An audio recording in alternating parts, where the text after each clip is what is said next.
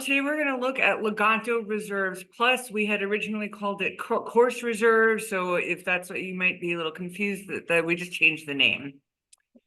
So there are 6 main reasons why you might want to use Leganto. It seamlessly integrates into Canvas. In fact, if you want to, you can do it all straight from Canvas.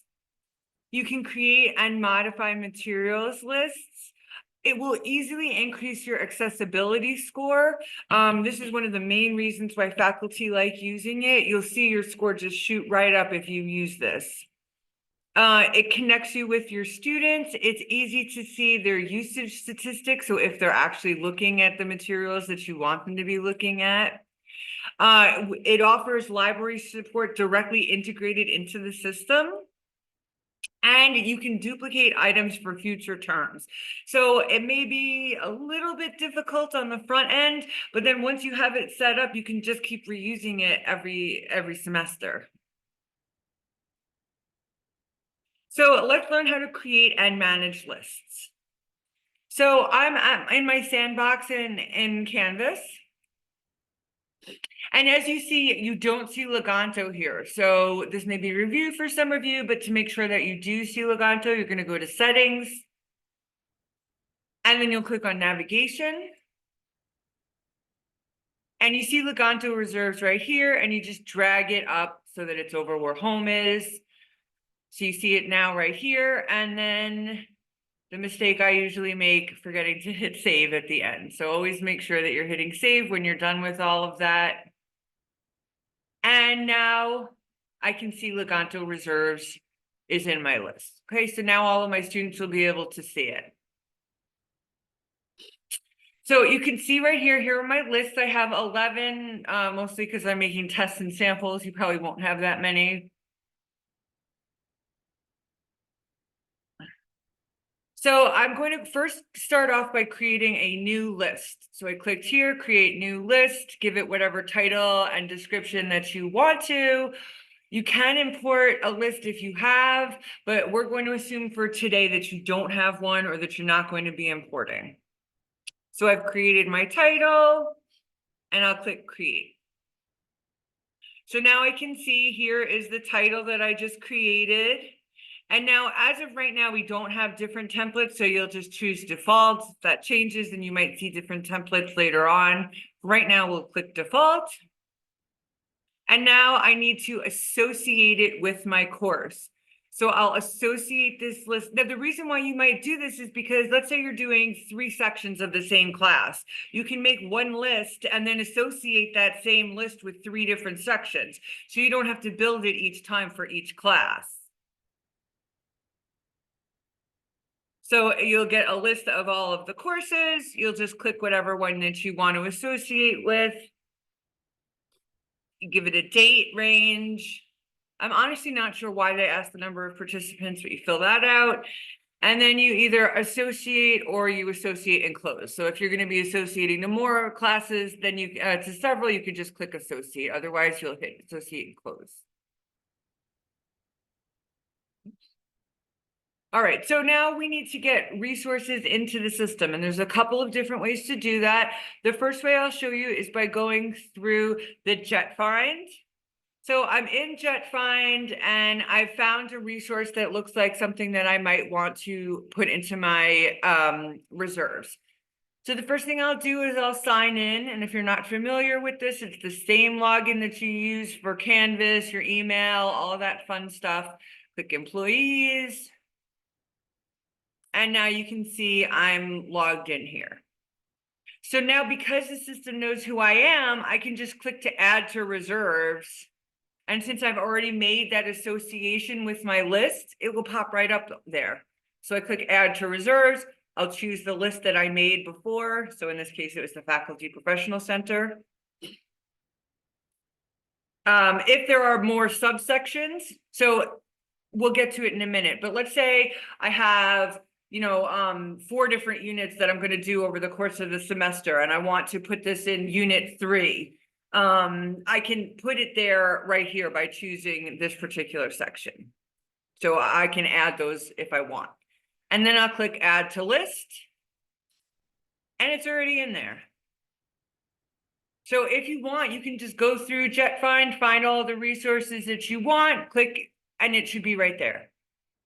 Another way of doing it is within Canvas. If you don't feel like going to the library homepage, you can find it straight through here and add it here. So I can click on Add Items.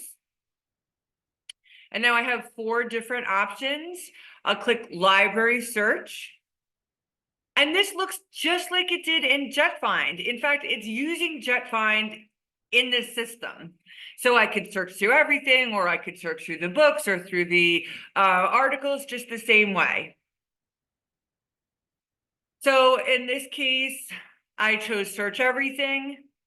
I could also even do an advanced search if I want to. If there's a particular author that I wanted to look for and I wanted to search specifically in that field, I could do that. So I've just done a basic search for Pride and Prejudice, and you see all of the different result types, and here are my limiters if I want to. And also notice that there's also open access. Anybody that knows me knows that I am a big proponent of open access. So this is also something that you might want to consider, is looking through and seeing what's available openly. So I've gone through and I've found a resource that looks like something I might want. And then the same way I did before, I'm going to add it to my list. Since I'm already in this list, I don't need to tell them that I want to add it to this specific list. So it just asks what section I want. And then I can add it and it'll just put it right here. Or if I want, I can click Add and Edit. So by clicking Add and Edit, now I can add some extra information for my students. So for example, I can add a URL if I wanted to. If there is a file that I have, I could even add it here. You got to be careful with that. That could affect your accessibility score and it could affect copyright, but it is an option. If I want, I can make student notes here, please pay attention to, Bingley or whatever. Here's my due date. And again, these are optional. If you don't want to add when you want to display the citation, you want it up for the whole semester, you could do that. Or you could specifically say, no, I only want it for a couple of weeks, or I don't want it until whenever. When it's all done, then I'll click to add it, save. And now here is my citation. One other thing that you can do is add tags to items. This is good for students who need to search, or if you want to search. I'm building something here with 8 different Pride and Prejudice citations, and I might get confused which one is which. So maybe I might want to write book or something like that, or maybe a particular theme, something that will make it easier for me or my students to find it after. And then clicking on these 3 little dots will open up the options menu. So the edit item, that's what we just did. So if there's something that I forgot or I didn't do it before and I want to do it now, I can do it there. I can also copy citations or move them to other lists. And here I can view online. So this will bring the student or faculty member directly to the resource. And this is one of the reasons why your accessibility score climbs so high, because the resource on the website, in the database, already has the screen readers. It's already been optimized for different vision issues and things like that. So you don't have to worry about any of that. You can either go to a blank form or upload a file. They're very, very similar, which is why I'm showing you them together. So here I'll just click and drag the file and then fill out all of the information. Use the title and the author and what type it is. And you see it's pretty similar to the last one. It's just not going to have that link. So here I've added a PDF, and it's going to ask me some copyright questions. Is this considered fair use? Do I want the library to look this over and let me know if this is okay for copyright? Or I wrote this article, so it doesn't need any sort of copyright clearance. And you see here is my article. Now you'll see here, instead of saying view online, now it says download or view PDF. Any questions? So Remember I mentioned before that I can make different sections. So right now I just have been putting everything into resources, but if I wanted, I could add different sections. The library review, if you want to, instead of having individual items reviewed, you could send the entire list to the library and we'll look them all over for you. If it says complete here, it's already okay. So if you add something directly from, for example, the databases that we already have access to straight into the system, you won't have to worry about copyright. It's already cleared. This is in case, it's more if, you know, oh, I wrote something and it's co-authored and I'm not sure, those kinds of things.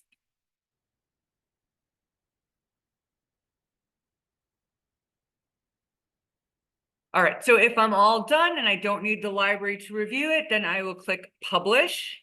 A lot of time, I've had this issue a few times already this semester where a faculty member says, everything looks good, why can't my student see it? And it's because they forgot to hit that publish button.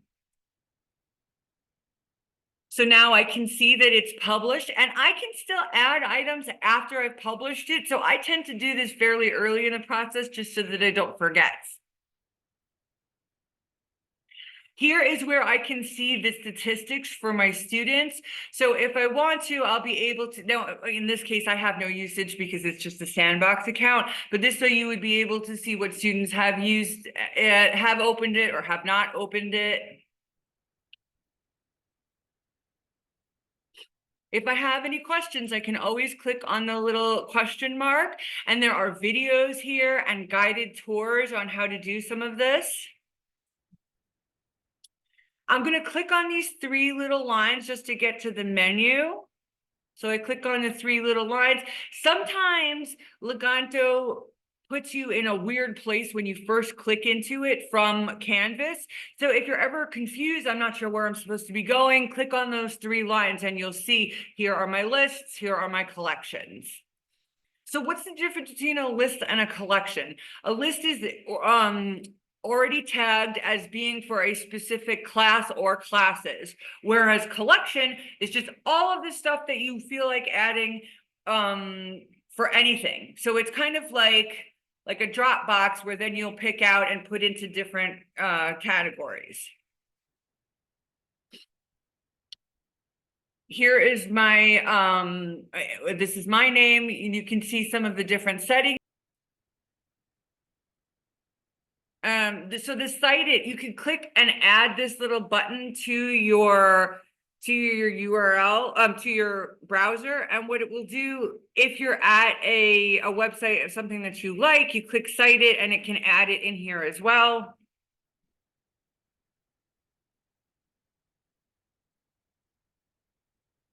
So here I'm at the Jane Austen Society, a regular website. I clicked on the little cite it and I was able to add this to my list. And again, you see it's fairly similar with the same kinds of fields. Anyone have any questions? You have to put it in the chat, but does anyone have any questions? Okay. So let's take a look at the course materials LibGuide.